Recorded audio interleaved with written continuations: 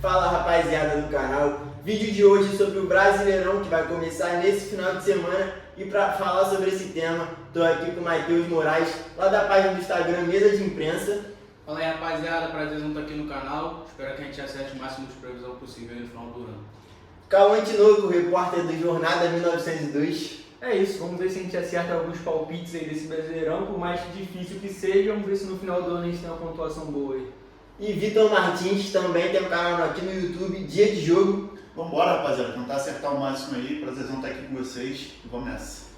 E é isso. Seguinte, o vídeo que a gente preparou hoje, vamos tentar projetar a tabela do Brasileirão. Obviamente não vai dar certo, a gente vai errar um monte de coisa, mas essa é a graça. Do primeiro ao 20º, vamos falar quem a gente acha que vai ficar em cada posição, né? Correspondente, Libertadores, G4, rebaixamento, tudo isso, certo?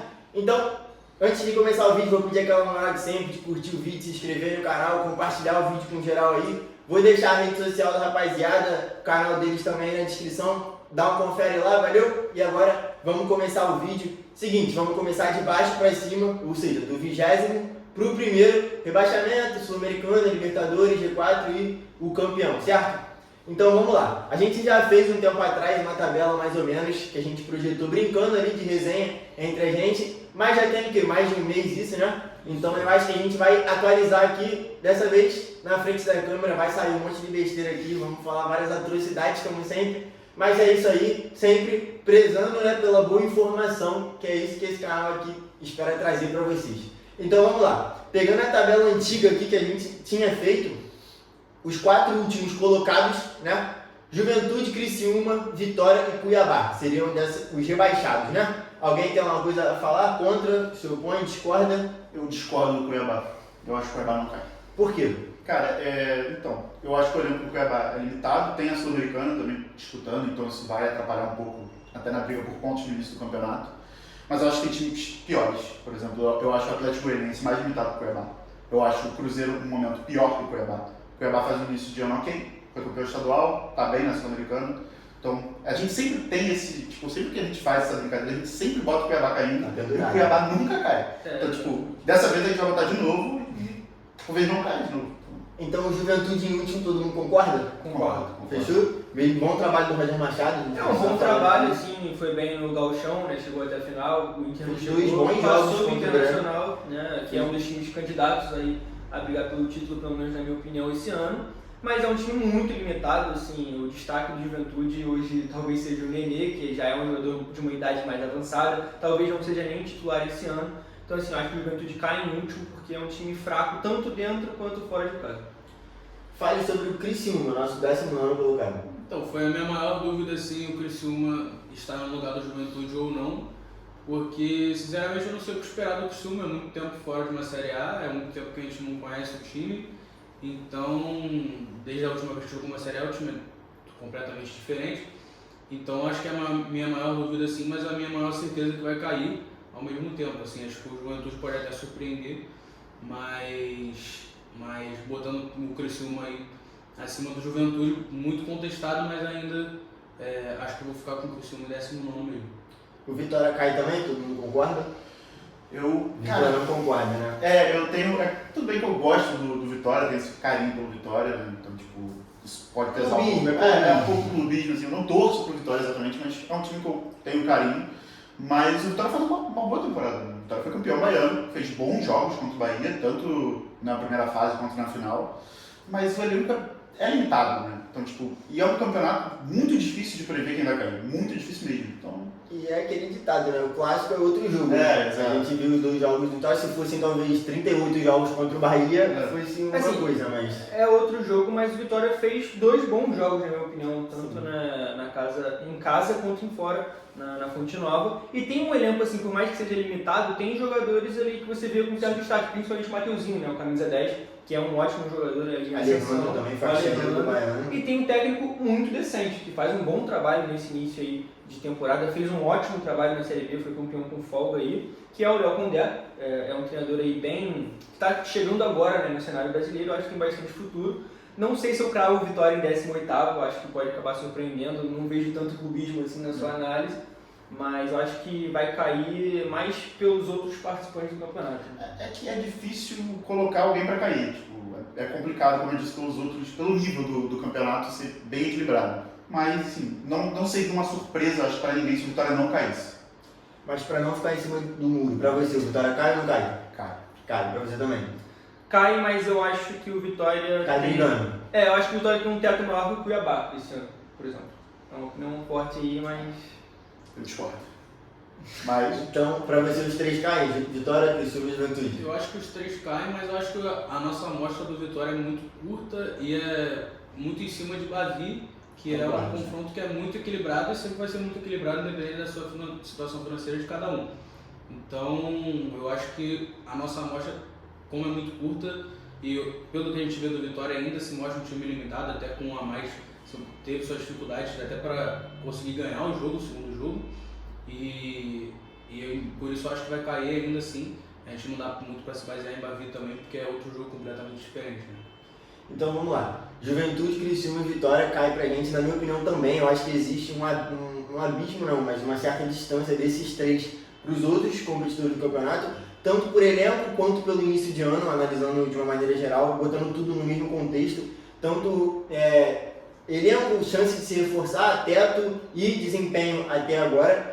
Mas já vi que na quarta vaga temos discussões. Para mim também cai o Cuiabá, mas o Vitor, você concorda, cai o Cuiabá? Assim, foi o que o Vitor falou, todo início de ano que a gente vai fazer uma projeção do Brasileirão, a gente coloca o Cuiabá lá embaixo e geralmente o Cuiabá faz uma campanha sul-americana. Não sofre tanto assim contra o rebaixamento, consegue ganhar seus jogos ali fora de casa, inclusive no ano passado ganhou alguns jogos importantes fora de casa. E eu acho que é candidato a cair esse ano, mas eu não cravo, sabe? Eu não vou ficar em cima do muro. Então vou segurar com vocês então, vou passar pro meio-dia. Cuiabá cai ou não cai? Cara, eu acho que esse ano não vai dar pro Cuiabá segurar. Eu acho que perdeu um técnico que era muito importante pro clube. Até pelos mesmos jogadores, quando o técnico saiu, falaram isso, o Antônio Oliveira era fundamental. Então acho que esse ano não vai dar mais pro Cuiabá esticar essa corda não. Então eu e o BG estamos fechados que vai cair esses quatro, pelo visto vocês não. Se o Cuiabá não cai, quem vai cair então? Cauã de novo. Não, assim, eu não vou ficar em cima do muro. A gente sempre coloca o Cuiabá caindo, nunca cai, mas eu acho que esse ano específico vai acabar acontecendo, né? Porque o Cuiabá não vai ficar na Série A para sempre também, não é um clube com esse teto. Nunca foi rebaixado, né? Exatamente, mas uma hora deve acontecer, né? Então eu acho que o Cuiabá vai acabar caindo, eu fiquei em dúvida ali, tem um time grande muito mal que a gente vai falar já, tem Atlético Goianiense e tudo mais, fica um assunto aí. E você, Vitor, cai ou não cai o Cuiabá? Pra mim não cai. E quem cai O então? Atlético Goianiense pra mim nesse 7. O Atlético Goianiense, 13 vitórias seguidas da série da temporada. Exato. Campeão goiano. Esse Atlético Goianiense mesmo. Por quê? Cara, porque eu acho o Cuiabá mais time. Eu acho que o Cuiabá tem um teto maior, apesar de ter a Sul-Americana, como eu falei, eu acho que isso vai atrapalhar bastante no início do campeonato. Mas eu acho que tem que colocar alguém pra cair, não é pra ficar em cima do muro, então pra mim cai o Atlético Goianiense. Mas como a tabela é nossa, então na nossa análise vai cair o Cuiabá. Tá. Então os quatro que subiram da Série B, pra gente, vão cair novamente. Não, pra isso, pra você cai o Cuiabá. O Atlético Goianiense Pro Vitor, verdade. No geral, Pro né, Vitor. são três opiniões assim, acaba caindo o Cuiabá. verdade. só que fica O o Vitor destaque acha pro que Vitor. os quatro Pra mim, que os quatro subiram vão descer. Então fechamos a zona de rebaixamento, a nossa tabela figura Juventude, Criciúma, Vitória e o Cuiabá, mas com esse asterisco aí do Vitor que acha que caiu o Atlético Goianiense nessa última vaga. Agora vamos falar nessa zona aí de Sul-Americana, de nada ali no campeonato, né? 16, 15 é nada. Do 16º ali, a gente vai subindo que a gente colocou o Cruzeiro há um tempo atrás, nessa vaga ali, brigando para não cair, mas não cai, acima dos outros a gente colocou o Cruzeiro. Opiniões sobre o Cruzeiro? Cara, eu acho que, assim, por mais que seja SAF, o Cruzeiro ainda está num processo muito lento e acho que eu já imaginava que nesse estágio já estaria mais à frente, mais estruturado, mais encorpado e por mais que tenha feito um jogo duro com o Galo, deu muito trabalho pro Galo, mas é aquele adendo que a gente entra do clássico que muda tudo também, mas o Cruzeiro fez um bom campeonato mineiro, chegou na final até com certa tranquilidade também.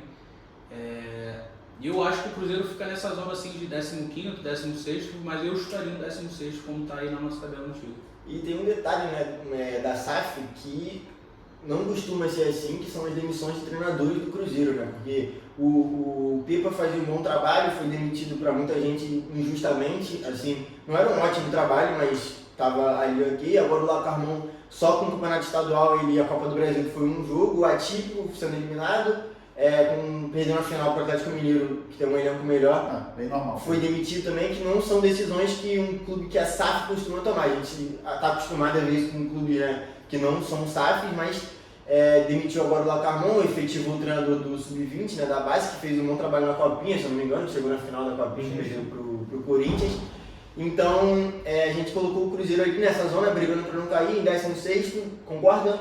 Não concorda? Concordo, inclusive essa reta final de Mineiro, assim, pelas decisões tomadas pela diretoria, eu quase coloquei o Cruzeiro, assim, sendo grande, com mais chance de cair. Acaba sendo, né? Ficou em 16º, não sei se roubaria essa vaga do Cuiabá, mas, assim, o Cruzeiro é a SAF que mais chega perto do associativo no Brasil hoje em dia, né? É a SAF que mais demite treinadores, é a SAF que teve o menor aporte financeiro, que mais vem tendo dificuldade, justamente porque o Ronaldo pensa muito mais em pagar as dívidas nesse momento do que reforçar o time.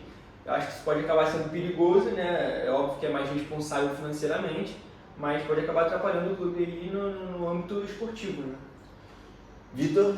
Então, como eu coloquei o Atlético Goianiense caindo na nossa tabela da tabela disponível, seria o meu 16º agora, mas na minha tabela é o Cruzeiro em 16º. Eu botaria o Cuiabá, já dando spoiler, eu botaria o Cuiabá em 15º. Mas eu concordo, acho que o Cruzeiro fica ali, eu acho que o teto do Cruzeiro para mim, sinceramente, é 14º, 13º no máximo. Não passa muito disso. Vou me surpreender se o Cruzeiro ficar top 10 para cima. É um time limitado, mas eu acho que vai brigar para não cair, mas não vai chegar a esse ponto de cair novamente.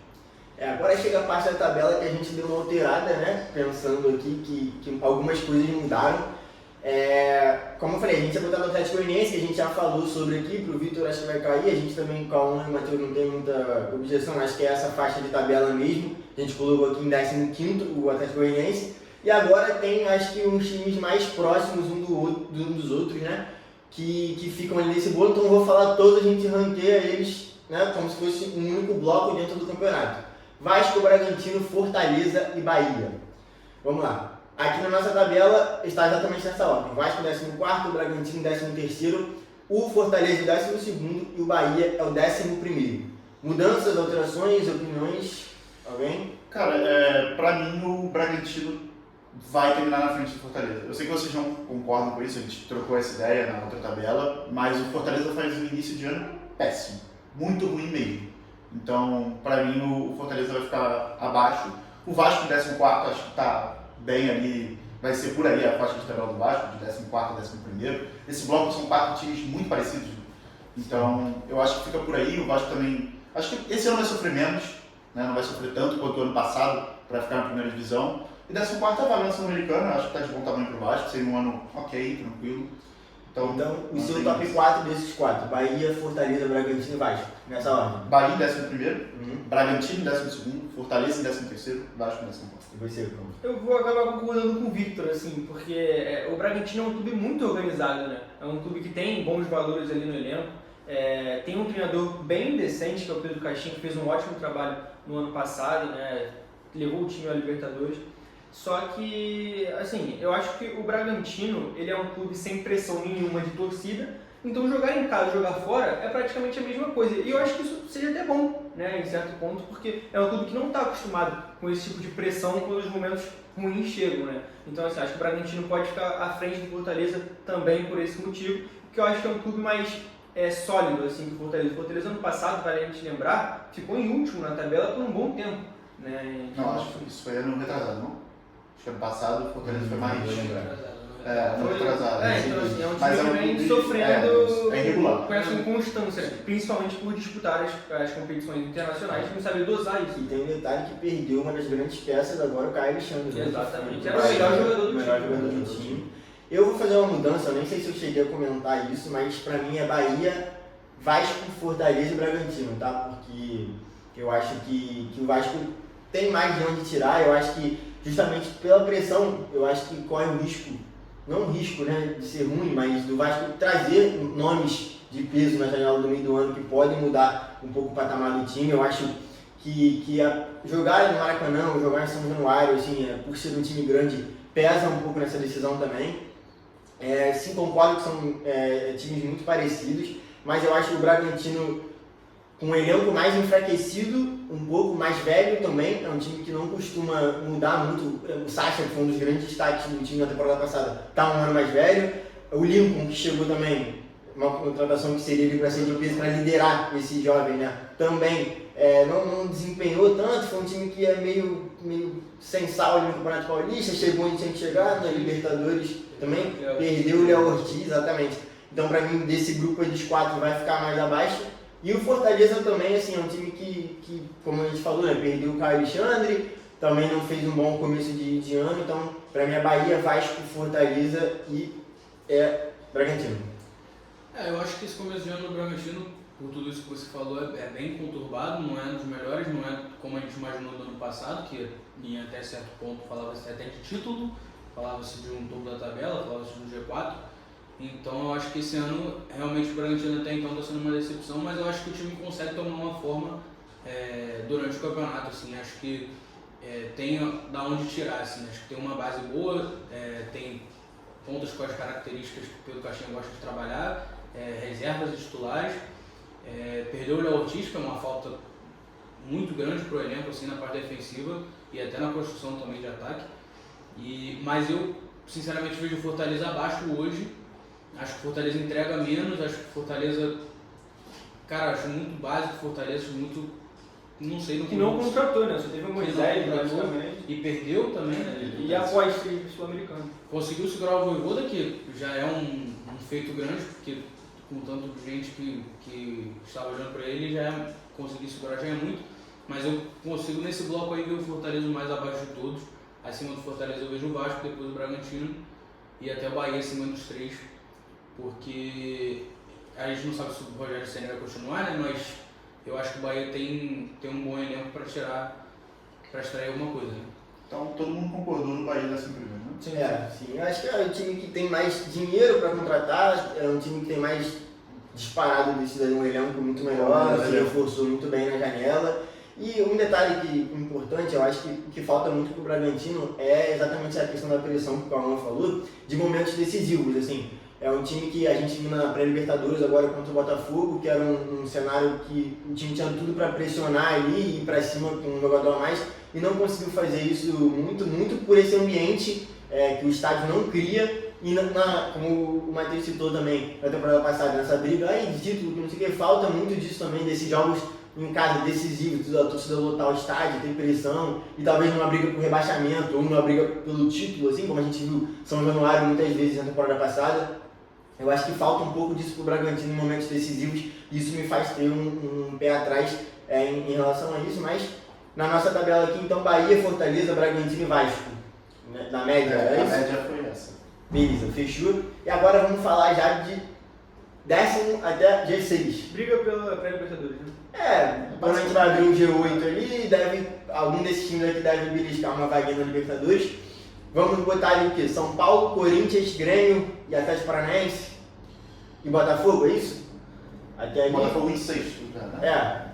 Esses 6 tem, aí depois a gente abre um espacinho para os 5 primeiros. Tá, todo mundo, beleza? Então vamos lá. Começar agora dessa vez pelo Matheus. Então Botafogo, Atlético Paranaense, Corinthians e Grêmio e São Paulo.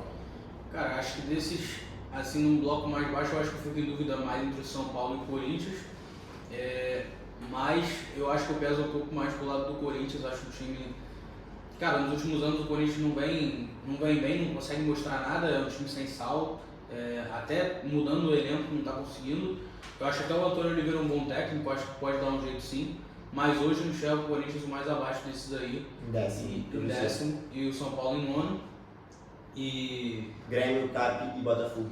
E aí enxergo o Grêmio em 8º, o Cap em 7º e o Botafogo em 6º. Pra você? Assim, o Grêmio é um dos times que mais me gera dúvida, né? Porque tem um elenco assim do meio pra frente, um time titular bom, só que tem uma zaga muito enfraquecida. E é bom a gente destacar que o Grêmio foi a segunda pior defesa do Brasileirão do ano passado. E foi vice-líder. Exatamente, e isso é muito pesado. É uma coisa que não te permite ser campeão, brigar por coisas maiores. Foi líder, foi vice-líder ano passado porque tinha um cara que era extraterrestre, que é o Luis Soares, e esse ano não tem. Tem o Diogo Costa, que é um bom jogador, mas assim, não chega perto. E o Grêmio não contrata para a zaga, nem para as laterais, eu acho isso um absurdo. né, foi muito mal, vem vindo muito mal nesse início de Libertadores, perde pro Huachipato dentro de casa. Então assim, eu não sei se eu coloco o Grêmio acima do Corinthians, porque eu acho que o Corinthians tem uma margem de evolução grande, assim, com o Antônio Oliveira, eu acho um ótimo treinador. E assim, depois disso, Atlético Paranaense e Botafogo, concordo bastante. O Botafogo tem disparado para mim o melhor elenco desses aí. É um time que tem uma margem de evolução muito grande. A gente não sabe como vai ser agora, né, com o novo treinador, mas tem assim jogadores excelentes. Vão chegar aí no meio do ano o Alan e o Igor Jesus, que são boas adições também. Acho que o Botafogo tem tudo para brigar por uma vaga na Libertadores esse ano. Então, para mim, eu concordo com muita coisa que o Paulo falou sobre o Grêmio. É um time que não me passa confiança nenhuma, um time que toma 2 gols em casa do Huachipato, né? Isso. Não passa confiança para ninguém. O início de Libertadores já preocupante, já perdeu 2, tá zerado. Já não pode mais perder, basicamente, né? Não fez nenhum gol, né? Pega os Estudiantes agora fora de casa. Exato. A gente citou que o ataque do Grêmio, que foi muito importante no Brasil no passado, não fez nenhum gol nos 2 jogos da E Libertadores. já tá com menos 4 de saldo. É O preocupante. ataque do Huachipato era um Deus nos É, acuda. A defesa é muito defesa é muito enfraquecida. E enfraquecida. não tiveram contratações, assim. Então é um time que me gera muitas dúvidas, mas eu ainda coloco, para mim, o 10º seria o São Paulo. São Paulo, no momento, para mim, tem um técnico que vai cair a qualquer momento. Tipo, acho que é unânime para todo mundo, a sensação é essa. Tipo, em 6, 7 rodadas do Brasileiro, ele já não deve mais ser o técnico do São Paulo, e aí depende de quem vai vir. Acho até demais, 7. Eu acho que é muita coisa. É preocupante, então, tipo, por enquanto, para mim, é o 10º. O 9º, o Corinthians. O Corinthians fez um péssimo início não, né? Um péssimo campeonato paulista em geral. Né? Mas tem margem para evolução, mas eu acho que não passa muito disso, a faixa do Corinthians. Acho difícil brigar por uma vaga direta em Libertadores. Em 8º, o Grêmio, que não me passa confiança nenhuma, apesar de ter sido vice-campeão ano passado. É uma defesa, como a gente já disse, enfraquecida e bem mais velha. Né? O Grêmio não troca os zagueiros, gente. O Grêmio tá com os mesmos zagueiros desde 2016. Kahneman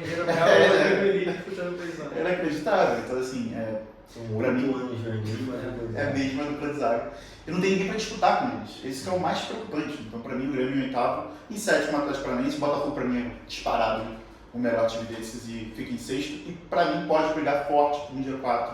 E, para mim, também para ser 5º, tá? Eu acho que Botafogo e Fluminense, Botafogo e Galo, não é uma distância tão grande assim. Mas essa seria a minha tabela. Eu queria trazer um debate, eu concordo com vocês quando vocês falam do São Paulo em 10º, muito por isso. Eu acho que não é um elenco assim, maravilhoso, é um bom time, mas não é um elenco maravilhoso, que mesmo que troque o treinador, que o novo treinador chegue e consiga tirar muita coisa desse time. Mas eu queria trazer o debate do Atlético Paranaense. Eu sei que a gente colocou que o Atlético Paranaense em 7º, fez um bom campeonato paranaense, mas eu acho desses aí o time do Atlético Paranaense talvez o pior elenco, não? O pior 11, o pior time, nomes assim no papel. Não concordo? Porque, tipo assim, vocês me convenceram aqui falando do Grêmio. Pra mim, eu colocaria até o Corinthians acima do Grêmio hoje, tá? Muito por isso. Porque eu gosto muito do Antônio Oliveira também, fez um bom trabalho no Cuiabá. Eu acho que é um Corinthians que se reforçou bem, assim, gastou demais, né? O bem que a gente projetando que os jogadores vão entregar o melhor que a gente já viu eles entregando, o Coronado, por exemplo, o Pedro Raul, o Rodrigo Garro e tal. Mas ele tem um bom treinador, um bom elenco, então para mim isso, e muito forte dentro de casa também, que é muito importante no Brasileirão. Então eu coloco até o Corinthians um pouco mais acima, talvez ali na 8ª posição, na 7ª, mas eu queria trazer esse debate do Atlético Paranaense, porque assim, é um time que não tem um grande nome, acho que tirando o Fernandinho, assim, não tem nenhum jogador que seja unânime, assim, e o Bento, né, o goleiro, unânime assim, da sua posição no campeonato. E eu queria trazer esse debate, vocês não acham o Corinthians mais potencial do que o Atlético Paranaense dentro desse campeonato? Assim, o Atlético garimpou um dos nomes mais cobiçados aí do mercado, que eu acho que assim, os clubes, principalmente no Rio, o Vasco poderia ter feito um esforço maior para tentar trazer, que é o Maestriani, que já começou aí fazendo boa roda, fazendo boa Libertadores em Campeonato Paranaense. Sul-Americana, não está na Libertadores. Mas assim, eu acho que o Maestriani um excelente jogador, tem o Fernandinho que é experiente, ainda joga muita bola, tem outros jogadores, e tem o Cuca, né? Que, querendo ou não é um excelente treinador, a gente não pode deixar de dizer isso, apesar de todas as questões extra-campo que não vem ao caso nesse vídeo em específico. Mas assim, é um excelente treinador, é um cara que sabe extrair bem dos jogadores, é um cara que sabe gerir o grupo. Então assim, eu não consigo ver nenhum momento de inconstância nesse Atlético Paranaense. Eu acho que assim, é um time muito organizado, um time que dentro de casa é muito forte, é a mesma coisa do Corinthians, por mais que eu não tenha acompanhando aqui as torcidas, jogar lá no tapetinho é muito difícil, né? Então assim, eu acho que o Atlético vai brigar ali pela 7ª, talvez 6ª e 8ª posição, fica entre esses 3 aí. Então, para fechar, para não ficar em cima do muro, para você, Botafogo, Atlético Paranaense, Grêmio, São Paulo e Corinthians. Para mim, na verdade, o Corinthians em nono e o São Paulo em 10º, né? Essa seria a minha ordem. Mas assim, times do mesmo nível, praticamente, eu acho que unânime entre esses é o Botafogo. O Botafogo, para mim, eu acho mais time que os outros que estão abaixo.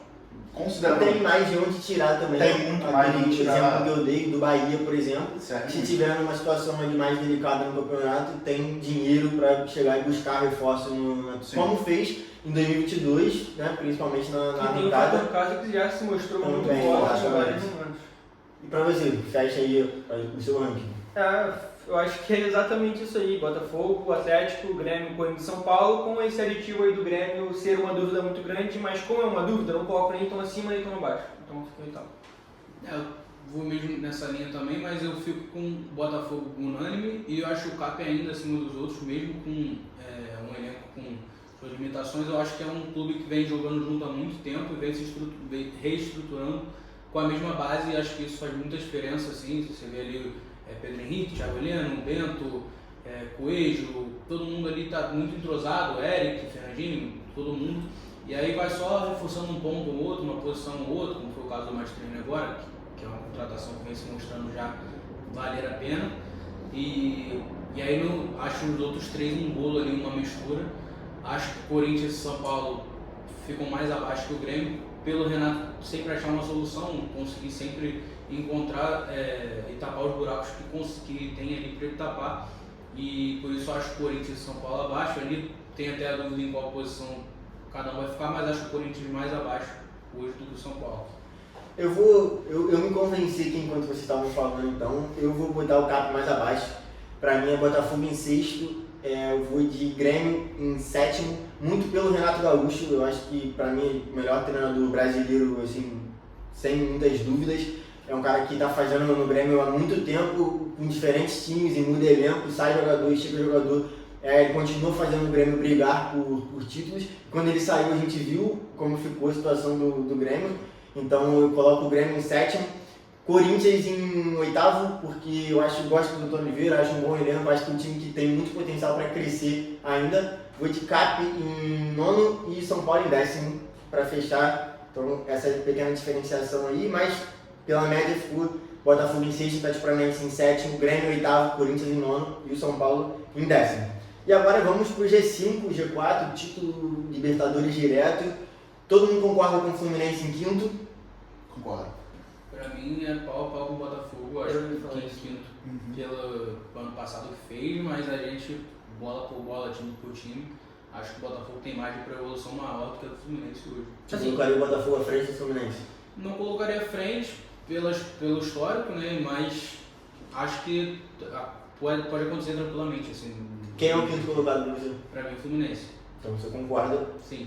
Para você não, né? Já vi que não Não, concorda. eu concordo com isso. Acho que acima disso, esse ano o Fluminense não deve conseguir, porque assim como o Grêmio tem uma defesa enfraquecida, mas não inteira, né? O Nino sai e é um baque gigantesco. Eu acho que a diretoria está muito confiante nessa volta do Thiago Silva, e se voltar, aí já dá um up muito grande nesse elenco, nesse time, né? E é uma projeção já para o meio do ano. Eu acho que o Botafogo tem um time mais sólido, um trabalho mais sólido do que o Botafogo, e a gente não sabe como vai ser essa margem de evolução do Botafogo. A gente não conhece direito o técnico que está chegando, é um técnico novo, um trabalho muito novo. Então, assim, hoje eu coloco o Fluminense acima do Botafogo ainda, mas acho que o Botafogo tem peças e tem vários fatores que podem fazer ficar à frente do Fluminense, como ficou no ano passado, e deu um banho de bola nos 2 jogos do Brasileiro, né? Então, assim, eu fico nessa dúvida, mas hoje eu coloco o Fluminense em 5º ainda por essa instabilidade do Botafogo. Vitor? Se fosse antes do estadual, eu botaria esse Fluminense talvez um pouco mais acima, brigando por G4, brigando para ser 4º, 3º colocado. Mas como o Fluminense fez um estadual para mim ruim, o Fluminense classifica em 4º, Carioca, né? Abaixo do Nova Iguaçu e do Vasco. Então, e perde o primeiro jogo da semifinal do Flamengo, o segundo jogo praticamente não existe, é um 0x0 chato. Esquecido, né? E na Libertadores, um começo bem mais ou menos, um empate fora de casa, que é um resultado ok, uma vitória em casa, um resultado ok, mas as atuações do Fluminense incomodam muito, incomodam inclusive a torcida. Então, assim, por isso eu acho que o Fluminense, o teto desse Fluminense é 5º. Eu não acho que vai ficar muito longe disso, eu acho que o Fluminense não vai ter uma tragédia no campeonato e ficar em 10º, 9º. Acho que vai brigar pro G6 e fica entre quinto e sexto. Essa briga com o Botafogo, pra mim, é até interessante, mas por enquanto, o Fluminense quinto. É que eu acho que o Fluminense, assim, a gente vai ver pela primeira vez como que os times do Diniz agem depois de vencer. Como é que a gente sabe que o futebol do Diniz é muito exaustivo, muito cansativo para os jogadores durante um ano inteiro jogarem dessa forma. É muito trabalhoso, demanda treino, demanda trabalho. E aí, quando você não tem mais a fome de ganhar igual você tinha, a gente tem que ver como que isso vai acontecer, como que vai agir depois de um título da dimensão da Libertadores, como é que essa fome vai ser mantida, se vai ser mantida, e como que eles vão agir, se vai continuar no mesmo trabalho intenso, se vai conseguir manter esse ritmo. É uma incógnita ainda, porque a gente nunca viu o Diniz ganhar e continuar depois.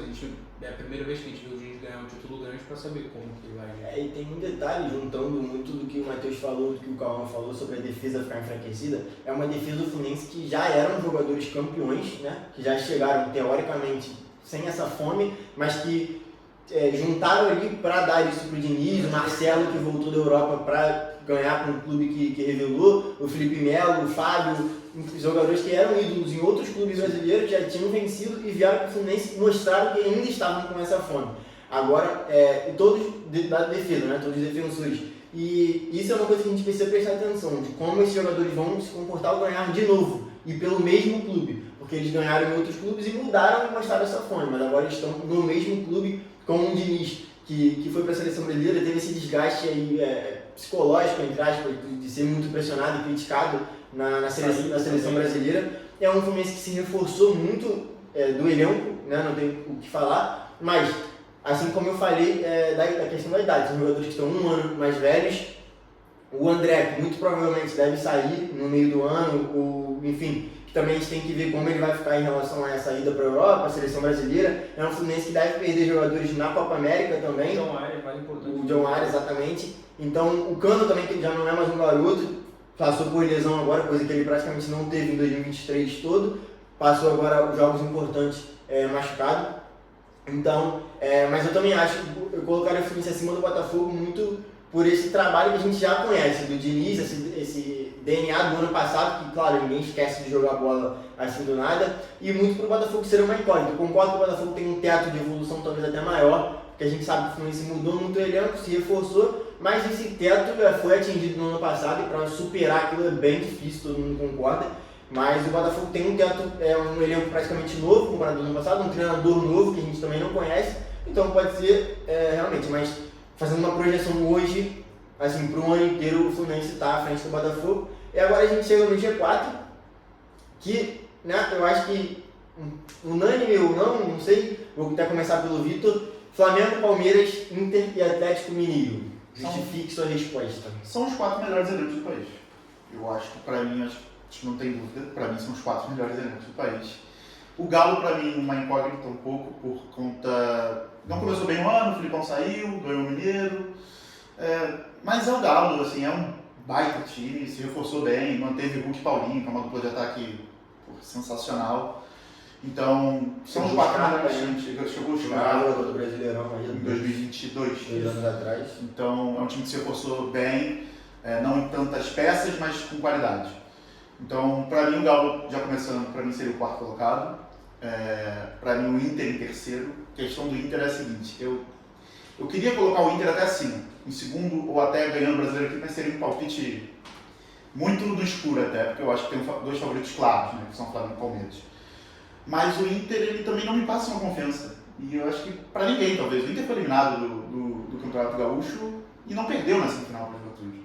Vale lembrar que o Inter empatou os 2 jogos, mas não conseguiu vencer o Juventude em casa, precisando. E parece pouco o estadual, mas para o Inter valia muito. Valia muito mesmo. O Inter não ganhou o campeonato estadual há 8 anos. Pelo menos chegar no final, né? E viu o rival ganhar 7 vezes seguidas, ele não ganha 8 e não chega a final a 3. O Inter não ganha 9, na verdade, porque antes do Grêmio... Não, 8 são 7 do Grêmio seguido e antes do Grêmio Novo Hamburgo, que o próprio Inter perdeu a final. E nesse meio tempo, o Grêmio estava na Série B, gente. O Inter não conseguiu ganhar. Então, Inter também, né? Caiu. Em 2016, mas assim, o Grêmio chegou na final em 2017. Estava na Série B. O Grêmio, e na final de 22, o Inter não estava. O Inter não chegou. Exatamente. Então, assim, é um time que nos momentos decisivos falta um pouco. A gente viu na Libertadores. Exatamente, a gente viu na Libertadores do ano passado, o Inter poderia ter feito um resultado melhor no Rio, que jogou com a mais, poderia ter vencido o jogo da volta, teve chance, estava vencendo, poderia ter feito 2-0 e aí ser um placar em um jogo muito mais tranquilo, e não conseguiu, então por isso o Inter para mim em terceiro, e aí é uma briga de título, eu acho que vai ser espetacular esse ano, tá? Eu acho que vai ser bem equilibrado entre Palmeiras e Flamengo, os dois melhores elencos, os dois, não, eu nem sei se o Palmeiras tem um elenco tão bom assim, dá até pra gente debater isso. Não, Exatamente, mas tem um técnico absurdo. fenomenal. Os dois melhores técnicos do país, acho que ninguém tem dúvida, do campeonato, são os dois melhores.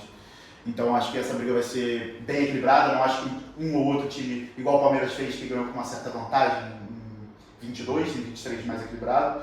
Eu acho que vai ser um campeonato bem equilibrado entre Flamengo e Palmeiras, mas eu acho que o Flamengo vai ser campeão brasileiro por o fator Tite pontos corridos. Eu acho que isso pesa muito. O Tite em pontos corridos é absurdo, a gente viu na seleção como fez falta o Tite. Então, para mim, Flamengo campeão brasileiro e Palmeiras em cima. Algo a falar? Cauã de novo. Sim, assim, eu tô bem curioso para ver esse trabalho do Milito se desenvolver, porque eu acompanhei ele ano passado, né, porque ele é rival do Fluminense na Libertadores, nas oitavas com a Argentinos Júnior. Ele se provou ser um cara muito inteligente. Na Argentina, o time dele faz um ótimo jogo, pelo menos ali até a expulsão e tudo mais. E no Rio de Janeiro dificultou bastante, tá? Esse jogo é 0-0 até os 79 ou 80 minutos. Então, assim, foram dois com um elenco bem inferior ao do Fluminense, jogadores, assim, sem renome nenhum. Eu acho o Milito um cara muito inteligente, que pode entregar bastante para esse Atlético. O Inter tem um fator, assim, acho que o Guto não chegou a mencionar, que é o único desses três aí, desses quatro, que não disputa a Libertadores. Então, não disputa, né? Não disputa a Libertadores esse ano. E o próprio presidente do Inter já disse em algumas entrevistas esse ano que o foco maior é o Brasileirão. O Inter não ganha o Brasileirão há mais de 41 anos, né? Ficou famoso esse meme. Então, assim, eu acho que o foco vai ser maior nisso, mas eu não sei se tem um cacife para chegar e bater Palmeiras e Flamengo, sabe? E falando um pouco dessa, tipo, de ser o título que o Inter vai focar mais, é o título que mais vale, né? Tipo, o Inter disputa o Brasileirão, Copa do Brasil e Sul-Americano. Desses três, é o maior título do Brasileirão. E assim, na disputa de título eu acho muito acirrado, mas eu não consigo ver esse Flamengo do Tite, por ser o Tite comandando, não sendo campeão brasileiro esse ano. Eu acho que assim, é o Brasileirão que começa com um favorito claro, na minha opinião. O Palmeiras não se reforça, o Palmeiras tem um elenco bem enfraquecido em relação ao Flamengo, tem peças piores que o Flamengo tem o melhor elenco da América do Sul disparado ainda, e contrata um treinador que fez um trabalho excepcional na seleção brasileira. Assim, o Tite vai muito bem, ele só não vai bem nos jogos assim, da Copa do Mundo, e aí acontece detalhes. Pra mim a conta é muito simples, deram o melhor elenco da América do Sul, não o melhor melhor treinador da América do Sul. Então, esse é o resumo. É uma combinação que é muito difícil de dar errado, assim. Ainda mais nos pontos corridos. A gente sabe que o mata-mata pode ter uma bola ali, como aconteceu nas duas Copas do Mundo com o Tigre, que perdeu nos pênaltis, na Bélgica ali, o Brasil foi bem melhor. Pode acontecer, mas pontos corridos é muito difícil que não, como o próprio Tite já mostrou com o Corinthians, né, que não dê certo, mas só passando aqui, eu concordo com basicamente tudo que vocês falaram. Eu tenho um pouco de dúvida com esse Inter, eu acho que são muitos jogadores para a mesma posição, assim, Alário, Borré, Valência, tem o garoto Luca também que mostra um certo potencial ali que deve ser, né, não deve ser muito aproveitado, mas é um time do Inter muito equilibrado, o Maurício, exatamente. É um time muito bom, muito equilibrado, né, em todas as posições, assim, um time que se reforçou na defesa, no meio campo, no ataque. E o Flamengo e o Palmeiras, é o que vocês falaram, não tem mais muito a acrescentar. E esse detalhe é muito importante também da Libertadores, do Inter não estar, porque foi um grande fator do Botafogo na temporada passada. Enquanto os adversários, praticamente todos, estavam disputando a Libertadores, botando o time em reserva, o Botafogo jogava final de semana só, poupava muitas vezes na Sul-Americana, acredito que o Inter deva fazer isso, se estiver bem no Campeonato Brasileiro em certos momentos também, poupava na Sul-Americana, e assim, esse fator também importa, mas eu acho que mesmo com o Flamengo e Palmeiras, realmente o Abel Ferreira, absurdo que ele vem fazendo no Brasil, mas o elenco do Flamengo é algo assim, fora do normal. Eu já trouxe esse debate aqui várias vezes, não é o melhor elenco da história do futebol brasileiro, falando de 11, de reservas, tem que pensar isso aí, mas enfim, tenho minhas dúvidas se não é mesmo. E o Atlético Mineiro também com o Milito, que eu digo mais pelo jogo da Libertadores contra o Caracas do que pelo clássico contra o Cruzeiro, inclusive, porque é clássico, a gente já falou aqui de novo dessa questão do clássico, era um jogo que o Atlético precisava, num contexto totalmente diferente do contexto da Libertadores, mas eu não esperava o desempenho do Atlético Mineiro fora de casa contra o Caracas. Claro, é um time muito fraco, um time da Venezuela e tal, mas botou o time titular e o primeiro tempo foi realmente assim, um amasso de bola do Atlético Mineiro, um baile, assim, ganhou de 3, poderia ter feito pelo menos uns 5, 6 tranquilamente. Paulinho, Hulk, individualmente também é um time muito bom e eu acho que é um time que, assim, se acertar, corre até, pra mim, à frente do Inter, eu botaria até à frente do Inter, mas esse fator do Inter não jogar a Libertadores pesa e eu vou também com Flamengo, Palmeiras, Inter e Atlético Mineiro nessa ordem. Então eu acho que essa avaliação do Milito também é um pouco difícil pelaquela questão do clássico, mas eu acho que num certo momento ali do segundo jogo do Mineiro, da final, os jogadores estavam com medo também de tomar um gol do Cruzeiro e acabar meio que confronto. E quando toma esse gol, eles meio que não tem mais nada a perder e ele se liberta ali para atacar e tal, e o Cruzeiro meio que chama o Galo para si. E tem um detalhe do Atlético Mineiro também que me preocupa, assim, entre aspas, e é um dos motivos também que me faz querer, né, colocar o Atlético em quarto, que é a zaga, né? Porque a gente viu o Maurício Lemos que fez uma boa temporada passada, começou bem até o Campeonato Mineiro e perdeu espaço no time, a zaga Bruno Fux e Gemerson, que sinceramente eu acho que não, tipo, é uma dupla de zaga não muito confiável para disputar um título brasileiro. Uma dupla de zaga ok, né? Uma dupla de zaga boa, mas G4, G6. mas não é uma dupla de zaga comparada do Palmeiras, do Flamengo e até mesmo do Inter, assim. O Robert Renan, que apesar do Campeonato Gaúcho é um bom zagueiro, o mercado já se mostrou ser um bom zagueiro, tem outras peças. Vitão, exatamente. Então o Atlético Mineiro me preocupa um pouco nessa defesa. O Saraiva também é um lateral que eu particularmente não confio muito, assim, eu acho bem limitado. O Mariano também já está com uma idade avançada. Enfim, só fazendo esse ponto da dupla de zaga também, apesar do Bruno Fux aí ter, né, zagueiro artilheiro, fez gol aí nos últimos jogos, mas é uma dupla de zaga que me preocupa e me faz colocar o Atlético abaixo dos outros concorrentes ali ao título. Eu acho que para a torcida do Galo, o Bruno Fux já deu mais uma tranquilidade. Acho que ele não, quando ele chegou, não tinha dado essa tranquilidade ainda. Acho que o Gemerson ainda é um ponto fraco da defesa e a lateral direita também. Mas assim, o Arana voltou na boa fase, já é um ponto de segurança ali muito grande, ofensivamente e defensivamente. E acho que assim, o Milito arrumando principalmente a defesa, acho que na frente todo mundo ali tem muita qualidade. Scarpa ainda não demonstrou ser aquele Scarpa que a gente conhece, mas é uma avaliação muito curta, ainda tem muito campeonato, ainda tem uma temporada inteira pela frente.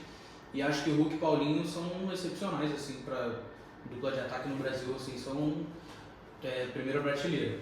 E acho que assim, o Inter tem um bom elenco, acho que também cabe naquilo que você falou, que é ter muito jogador para a mesma posição, mas eu acho que todas as posições do Inter têm qualidade. Acho que do time titular, assim, se você escalar todo mundo, acho que todas as posições vai ter qualidade. Chegou o Fernando, volante de Sevilha, Bustos, René, vai chegar o lateral esquerdo do Celtic também, né, o Uruguai, argentino, não lembro agora o nome. Vitão e Robert Renan, que independente do que aconteceu no Campeonato Gaúcho, é um baita zagueiro. Hugo Malo. Rocher, Hugo Malo. Contratou o goleiro do Nova Iguaçu também, né? O goleiro do Nova Iguaçu. Então, é um time que tem qualidade de sobra. Só que eu acho que assim, o Kudê acaba que eu acho que a gente já viu o teto dele, acho que não tem mais o que ele nos surpreender. Eu não consigo ver dessa forma. Eu acho que o Galo até à frente do Inter, pelo que eu vejo de futebol, que dá para ser extraído assim. Acho que o Milito consegue extrair mais do Galo do que o Kudê consegue extrair do Inter. E eu boto o Galo em terceiro. E aí eu acho que partindo para o segundo e para o primeiro colocado, acho que dos últimos anos é o que eu tenho mais certeza, assim, que eu olho e falo, cara, se o Flamengo não for campeão, eu acho que vai ser muita surpresa para mim, porque tem o Tite, que pra gente, né, eu acho que é o melhor técnico brasileiro, do futebol sul-americano em geral até, e eu acho que ele encontrou já esse equilíbrio no Flamengo, essa consistência que ele queria, essa consistência defensiva que ele queria, e achando isso com o Flamengo, cara, ele vai voar, porque acho que era o grande problema do Flamengo, assim, sofria muitos gols, sofria muito nos jogos, sofria muita finalização com o São Paulo, então acho que foi o que mais sofreu. E aí eu acho que o Flamengo vai sobrar, assim, se não for campeão realmente vai ser a minha maior surpresa. E cara, o Abel é aquilo, ele tira leite de pedra, ele não tem um elenco vasto, ele não tem um banco muito grande, até chegou a tapar uns buracos, né? Chegou o Aníbal Moreno, que já é um muito bom jogador, e agora ele conseguiu meio que tapar o buraco que o Rony, quando não vinha bem, que era o Flávio Lopes, que agora o Flávio Lopes na mão dele tá voando. Chegou o Lázaro. O problema é que saiu o Hendrick no meio do ano. Saiu o Hendrick no meio do Romulo ano. chegou também, né? Chegou, bom jogador. Mas ele ainda conseguiu recuperar o Flaco, que já era dado como perdido por uma grande parte da torcida, pela avaliação das pessoas e tal, que não conseguia render mesmo. E agora ele mesmo, como ele disse, fez trabalho individual, treino individual com o Flaco, até chegar no nível que está agora dele ser um dos artilheiros, o artilheiro do time, né? Então, eu acho que o Abel, por ele conseguir tanto tirar leite de pedra, por ele conseguir tanto extrair coisas de um time que nem tantas possibilidades tem, acho que ainda é o segundo colocado para mim. E tem mais um detalhe do Palmeiras que é a base, né? Que vem uma geração de jogadores aí que com o Luiz Guilherme, com o Estevão, que assim, talvez com a saída do Henrique, esses jogadores ganham ainda mais espaço e assim, pode ser um novo revelação do futebol brasileiro. Então, na mão de um treinador como Abel Ferreira, então assim, que trabalha muito bem. Não tem como a gente duvidar do Palmeiras e botar abaixo disso. O Estevão é tratado como a maior joia do futebol brasileiro. Também, mais do que o Henrique até, né? Tipo, porque o Henrique já é mais realidade. Como promessa, eu acho que o Estevão tem um... Na base, maior, surpreendeu mais que o Henrique. Então é isso, né? Repassando aqui a nossa tabela, como é que ficou.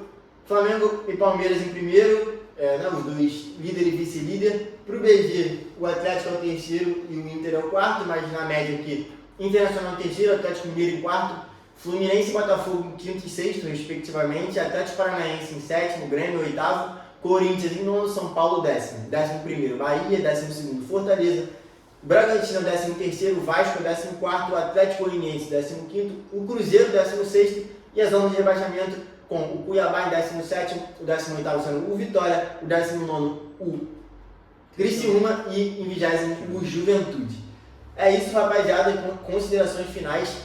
Vitor Martins do canal Dia de Jogo, vou deixar na descrição, vou falar novamente o canal dele, dá uma moral lá que ele está postando vários vídeos direto. Alguma coisa a falar, Vitor? Eu queria trazer um debate, acho que já falei tudo que eu tinha para falar, mas eu queria trazer um debate até com o BG, que ele falou que se o Flamengo não for campeão vai ser uma surpresa. Então acho que vai ter disputa de título, porque para mim vai haver uma disputa. Eu não acho que o Flamengo vai ser campeão com 10, 15 pontos na frente. Para mim o Flamengo vai ser campeão com certa sobra, assim, acho que no primeiro turno já vai estar muito caminhado, assim, de todo mundo estar dando o Flamengo como campeão. Acho que vai ter uma disputa natural de primeiro turno, assim, não vai abrir tudo isso no primeiro turno, mas eu acho que no final do campeonato, assim, o Flamengo vai chegar com 5, 4 rodadas de antecedência já sendo campeão. Então, rapidamente aqui pra gente terminar, vou fazer só uma dinâmica aqui. Você já se despede, fala pra rapaziada lá no seu canal e fala uma opinião absurda que você acha sobre esse campeonato brasileiro. Então, opinião totalmente impopular, só vale opinião absurda aqui. Vai. Tá, vamos lá. Agradecer primeiro o convite para gravar esse vídeo. Acho que ficou muito interessante, trouxemos vários debates. Passar lá, né, rapaziada, no meu canal, Dia de Jogo, tô trazendo vídeo todo dia praticamente. Uma opinião absurda. Absurda. Cara, vamos lá. Bolazier vai marcar mais de 12 gols no Campeonato Brasileiro. E o Criciúma vai brigar. Eu esqueci dessa informação do Bolazier no Criciúma. Brigar para não cair. Não, ele vai cair. Ele vai cair. Ele vai sim. Mas não vai ser o saco de pancada do campeonato. Vai chegar um momento que você vai falar assim, será que dá? Uma Sul-Americana? Mas não vai dar. Beleza. Cauã Tinoco, do Jornada 1902, se despeça e fale a sua opinião absurda sobre o campeonato. A minha opinião absurda é que o Atlético Paranaense vai brigar pelo título com o Flamengo esse ano.